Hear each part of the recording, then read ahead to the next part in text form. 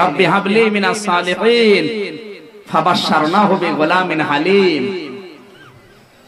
আল্লাহর খলিল ডাক দিয়ে বলেছে, রব্বুল আলামিন তুমি আমাকে একটা নেককার সন্তান দান করো।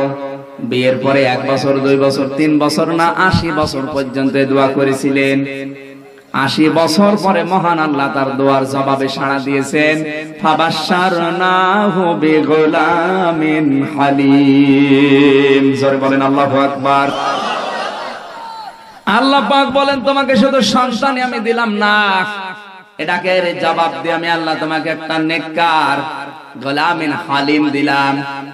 শুধু গোলামিন বললে আল্লাহ তো হয়ে যেত, গোলামিন হালিম দিয়েছেন কেন? গোলামিন সবের আল্লাহ দিতে পারতেন। সবের বলা হয় ছোটখাটো বিপদ যারা ওভারকাম করতে পারে, আল হালিম বলা হয় দুনিয়ার যত বড় বিপদ আসুক না কেন সে বিপদগুলো সে ওভারকাম করতে পারবে। আল্লাহ পাক বলেন, হ্যাঁ ইব্রাহিম, দোয়া করার পরে তোমার দোয়া শুধু আমি কবুলই করি নাই, 80 বছর পর্যন্ত যখন এত ধৈর্যের পরীক্ষা দিলে আমি আল্লাহ এমন হালিম তোমাকে দিলাম, পৃথিবীর যত বড় বড় বিপদ আসবে তোমার সন্তান ধৈর্য ধারণ করে ওভারকাম করতে পারবে। তাফসীরের ভেতরে আমি দেখেছি আল্লাহ রাব্বুল আলামিন এই হালিমটাকে পরীক্ষা করার জন্য কেউ লিখেছে 9 বছর, কেউ লিখেছে 11 বছর। এই বয়সটাতে আমার আল্লাহ তাকে আরেকটা পরীক্ষায় ফেললেন যে কেমন হালিম দিয়েছি দেখো। ফালাম্মা বালাগা মাআহু সাআয়া ক্বালা ইয়া বুনাইয়া ইন্নী আরা ফিল মানাম আন্নী আযবাহুকা ফানজুর মাযা তারা। قال يا أبت افعل ما تؤمر ستجدني إن شاء الله من الصابرين। যখন বাবার সাথে চলতে ফিরতে দৌড়ানোর মতো বয়স হয়ে গেছে, আল্লাহ তাআলা বলেন, ইব্রাহিম আলাইহিস সালামকে আমি স্বপ্ন দেখালাম যে সব চাইতে প্রিয় বস্তু আমি আল্লাহর নামে কোরবানি করো। হযরত ইব্রাহিম কিন্তু পরপর 3 দিন তিনি কোরবানি করেছিলেন উটকে, একটাও কবুল হয়নি। আল্লাহ তাআলা আবার স্বপ্ন দেখিয়ে জানিয়েছেন, না এটা হলে হবে না, সবচাইতে প্রিয় যে বস্তুটা আছে ওইটা কোরবানি করা লাগবে। আল্লাহর খলিল ইব্রাহিম আলাইহিস সালাম সন্তানকে ডাক দিলেন, ডাক দিয়ে বললেন, হে আমার সন্তান, আমি স্বপ্নে দেখলাম তোমাকে আমি জবাই করছি, তোমার রায় বলো। নেত্রকোনাবাসী প্রশ্ন আসতে পারে, হুকুম কার? পালন করছেন নবী, সাধারণ মানুষ না। কে? আরো জোরে বলেন। আল্লাহর হুকুম নবী পালন করবেন। সন্তানের কাছে আমার জিজ্ঞাসা করার দরকার কে? কারণ সন্তানের চাইতে আল্লাহর হুকুম বড় না ছোট? কথা বুঝে বলছেন? প্রতিটি কথার ভেতরে আমার আল্লাহ গবেষণালব্ধ বিষয় লুকিয়ে রেখেছে। আপনি একটু গবেষণা করলে এখান থেকে আপনার ঈমানটা বেড়ে যাবে। কান খাড়া করেন। হযরত ইব্রাহিম আলাইহিস সালাম আল্লাহর হুকুম পালন করছেন, সেখানে সন্তানকে জিজ্ঞাসা করার দরকার কি ছিল? কারণ আল্লাহর হুকুম তো অনেক উপরে। কথা বলেন ঠিক কিনা? আল্লাহর একটা হুকুম পালন করতে গিয়ে এরকম হাজারো ইসমাইলকে জবাই করা কোনো ব্যাপারই না, নাকি? এরপরও তিনি কেন জিজ্ঞাসা করলেন? তাফসিরে মাযহারিতে সানাউল্লাহ পানিপতি রাহমাতুল্লাহ আলাইহি ব্যাখ্যায় লিখেছেন, আল্লাহ কেন জিজ্ঞাসা করলেন জানো? কারণ আল্লাহ পাক ইব্রাহিম আলাইহিস সালামকে তিনি জানিয়েছিলেন, তোমাকে আমি শুধু সন্তান দেইনি, দিয়েছি গোলামিন হালিম। ইব্রাহিম আলাইহিস সালাম এই কথাটাকে পরীক্ষা করার জন্য, তুমি আমাকে কেমন হালিম দিলে? ও কি চাচা হালিম? যে বাজারে পাওয়া যায় 10 টাকা প্লেট, ওই চাচা হালিম। তুমি আমাকে কেমন হালিম দিলে? আমি ওই হালিম দেখতে চাই। এই জন্য জিজ্ঞাসা করে দেখেছিলেন, দেখি আমার এই গোলামিন হালিম, এই সহনশীল এই বান্দাটা, এই সহনশীল সন্তানটা আমার আল্লাহর হুকুমটা কেমন মেনে নেয়। এই জন্য প্রশ্ন করেছিলেন। উনি তো প্রশ্ন না করে জবাই দিয়ে দিতে পারতেন, কারণ সন্তানের চাইতে ইব্রাহিম নবীর কাছে আল্লাহর হুকুম অনেক বেশি বড়। কথা বলেন ঠিক কিনা? তিনি জিজ্ঞাসা করেছে এই জন্য, দেখি আমার গোলামিন হালিমটা আসলে এই গোলামিন হালিম কিনা, নাকি এ 2 নাম্বার। প্রশ্ন করার সঙ্গে সঙ্গে হযরতে ইসমাঈল ওই রকম গোলামিন হালিমি ছিলেন, ডাক দিয়ে বলেছেন, ইয়া আবাতি ফাআল মা তুমার সাতাজিদুনি ইনশাআল্লাহু মিনাস সাবিরিন। হে আমার সম্মানিত পিতা, কোন চিন্তা ভাবনা করার দরকার নেই। ওই আল্লাহ যদি আমাকে বলে থাকে জবাই করতে, ওই আল্লাহর জন্য আমার মতো ইসমাঈল হাজারো বার জবাই হতে পারি। আপনি আপনার স্বপ্নে আদিষ্ট কাজটা সম্পাদন করেন। সাতাজিদুনি ইনশাআল্লাহু মিনাস সাবিরিন, অবশ্যই আপনি আমাকে অতি শীঘ্রই ধৈর্যশীলদের মধ্যে পাবেন। শব্দের দিকে খেয়াল করেন, সাতাজিদুনি সিন দিয়ে আরম্ভ করলেন, ইনশাআল্লাহু মিনাস সাবির দিতে পারতেন, যে আমাকেই শুধু ধৈর্যশীল পাবেন। এরকম ধৈর্যের পরীক্ষা দুনিয়ার কেউ দেয় না। কারণ গোলামিন হালিম হতে হলে 1 নম্বরে তাকে ধৈর্যের পরীক্ষা দেওয়া লাগবে, 2 নম্বরে তাকে সহনশীল হওয়া লাগবে, 3 নম্বরে তাকে অহংকার মুক্ত হওয়া লাগবে। আমি যদি বলি গোলামিন ইনশাআল্লাহু মিনাস সাবির, আমি শুধু ধৈর্যশীল, আমার মতো ধৈর্যের পরীক্ষা দুনিয়ার কেউ দেয়নি, তাহলে হয়তো অহংকার চলে আসবে।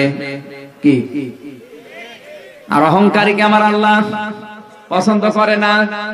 মাত্র 11 বছর বয়স, কত দিকে খেয়াল করে কথা বলছেন গোলামিন হালিম। এমনিতে তো আল্লাহ শব্দটা ব্যবহার করেননি। হযরতে ইসমাঈল বোঝাতে চেয়েছেন পৃথিবীর মানুষেরা, আমি শুধু গোলামিন হালিম, আমি শুধু ধৈর্যশীল না, আমার মতো হাজারো মানুষ ধৈর্যের পরীক্ষা দিয়েছে, আমি তাদের মধ্যে একজন। তার মানে আমার কোনো অহংকার নেই। জোরে বলেন আল্লাহু আকবার। আল্লাহর এত বড় হুকুম পালন করতে গিয়ে যে বান্দা পৃথিবীর ময়দানে অহংকার থেকে মুক্ত হওয়ার জন্য এত কন্ট্রোল করে কথা বলেন, আজ আমাদের এই অহংকারটা কিছুই নেই, তার উপরও আমাদের অহংকার ধরে না। কথা বলেন না কেন? ইসমাঈল নবী এটাই কিন্তু শিক্ষা দিয়েছিলেন, সাবিরিন বহু বচন দিয়ে। পৃথিবীর মানুষেরা দুনিয়ার যে কোনো বিষয়ে আল্লাহর হুকুম মানতে গিয়ে যেন অহংকার করবা না। আল্লাহ রাব্বুল আলামিন বলেন, ফালাম্মা সালামা ওয়া তাল্লাহু লিল জাবিন। এদিকে খেয়াল করেন, আপনি যদি খেয়াল না করেন এই তথ্য বুঝবেন না। ফালাম্মা আসলামা দুই বচন, এটা দুইজনেই যখন এগ্রি হয়েছে, রাজি হয়েছে, একজন পিতা অস্ত্র হাতে করে সন্তান জবাই করবে আল্লাহর হুকুম, আর একজন সন্তান গোলামিন হালিম আল্লাহর হুকুমকে বাস্তবায়নে রূপ দেওয়ার জন্য তিনিও গলা দেওয়ার জন্য রাজি। একজন অস্ত্র নিয়ে রাজি, একজন গলা দিয়ে রাজি। কথা বলে না কেন? এখানে কি বুঝলাম? ফালাম্মা আসলামা, আল্লাহ দিয়ে বচন এই কারণে দিয়েছেন। আমি আগেই বলেছি কোরআনের প্রতিটি শব্দে তথ্য লুকিয়ে আছে। গবেষণা যত করবেন ওখান থেকে আপনি তথ্য পাবেন। আমি এই আসলামাই দ্বিবচন শব্দটা নিয়ে বিশ্ববিদ্যালয়ে প্রায় 42টা তাফসীর এক জায়গায় মিলিয়েছিলাম। 42টা তাফসীরের মুফাসসির এই কথাই দিয়েছেন, হযরতে ইসমাঈল নবী যদি শুধু বলতেন আমি আল্লাহর জন্য জবাই হয়ে যাব, আর ইব্রাহিম নবী যদি বলতেন না আমার সন্তান আমি জবাই করব না, আল্লাহর হুকুম পালন হতো। আরো জোরে বলেন। ইব্রাহিম নবী যদি বলতেন আমি জবাই করব, আল্লাহর হুকুম পালন করব। ইসমাঈল নবী যদি বলতেন না আমি জবাই হব না, আমি জীবন দেব না, আল্লাহর হুকুম পালন হতো। আর আসতে পারেন। ফালাম্মা আসলাম, আল্লাহ এই জন্যই দিয়েছেন 2 বছর। দুইজনেই যখন রাজি হয়ে গেছে আল্লাহর হুকুম পালন করার জন্য, তখনই কিন্তু বিধানটা কার্যকর করা সহজ হয়েছে। বাংলাদেশে যদি যারা টুপি মাথায় দেয়, শুধু যারা নামাজ পড়ে, শুধু এরাই যদি চেষ্টা করে ইসলাম কায়েম করব, কিয়ামতের আগ পর্যন্ত দেশে সম্ভব না। আপনি নামাজ পড়েন না তাতে কি হয়েছে? আপনি রোজা রাখেন না তাতে কি হয়েছে? টুপি মাথায় দেন না, দাড়ি রাখেন না তাতে কি হয়েছে? মুসলমান। কথা বলে না কেন? আপনাকে ইসমাঈল নবীর মতো অ্যাক্টিভ হওয়া লাগবে। আর যারা নামাজ পড়ে, রোজা রাখে, দাড়ি মুখে আছে, তাদেরকে ইব্রাহিম নবীর মতো ভূমিকা পালন করা লাগবে। বিশেষ করে এই দেশের দায়িত্বে যারা আছে, দায়িত্বশীল মানুষগুলো 1628 জন আছে এখন। এই 1628 জন মানুষ যদি ইব্রাহিম নবীর ভূমিকা পালন করে আল্লাহর বিধান কায়েম করার জন্য, আর যারা 16 কোটি জনগণ আছে এরা যদি ইসমাঈল নবীর মতো জীবন দিতে সিদ্ধান্ত নেয়, এই দেশে ইসলাম কায়েম হতে 47 বছর না 47 মিনিটেই যথেষ্ট। এর নাম ফালাম্মা আসলাম। আমরা তো এই শব্দটা বুঝি না অনেক। আল্লাহ নির্বাচন এই জন্যই দিয়েছেন, সুতরাং এই দেশে যদি শুধু মুসলমানেরাই চেষ্টা করে তাও হবে না। মুসলমান নামধারী, আমি তো শুধু টুপি মাথায় দেওয়ার দাড়ি মুখে মুসলমানকে বলছি না, নামধারী মুসলমান এই দেশে অনেক বেশি, নাকি? আরো জোরে বলেন। সুতরাং আহ্বান জানাচ্ছি ফালাম্মা আসলামা এই আয়াত থেকে দায়িত্বে আমরা যারা আছি, বাংলাদেশের দায়িত্বশীল মানুষগুলো ইব্রাহিম নবীর মতো ভূমিকা আপনি পালন করেন। আর আমরা জনগণ আছি, আমরা যারা আল্লাহর বিধান পালন করতে অন্তত জীবন যদি গলাও দেওয়া লাগে তাও পেতে দিতে রাজি আছি। বেশি দিন সময় লাগবে না, আল্লাহর বিধান কায়েম হতে খুব তাড়াতাড়ি হয়ে যাবে। কথা বলেন ঠিক কিনা? আর এইটাই আমরা দেখতে চাই।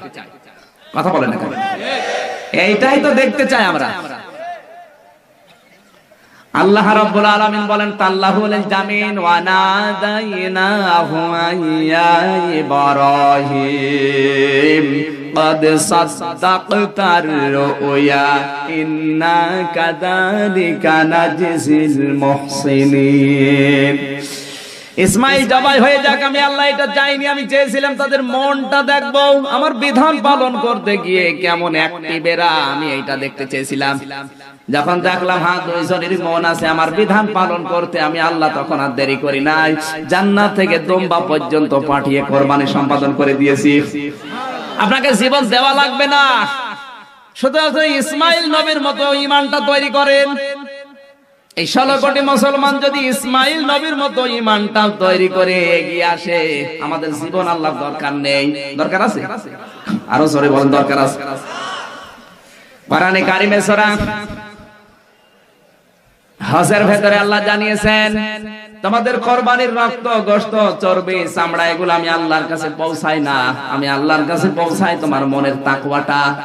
সুতরাং বাংলার মুসলমানের আজ যদি নিজের অপরাধ মাফ করার জন্য মনটা এভাবে ইসমাইল নবীর মতো তৈরি করতে পারে, আল্লাহর কসম এই দেশে ইসমাইল নবীর খালি মন আল্লাহ দেখতে চাই, ইসলাম দিতে আল্লাহ বেশি দেরি করবে না।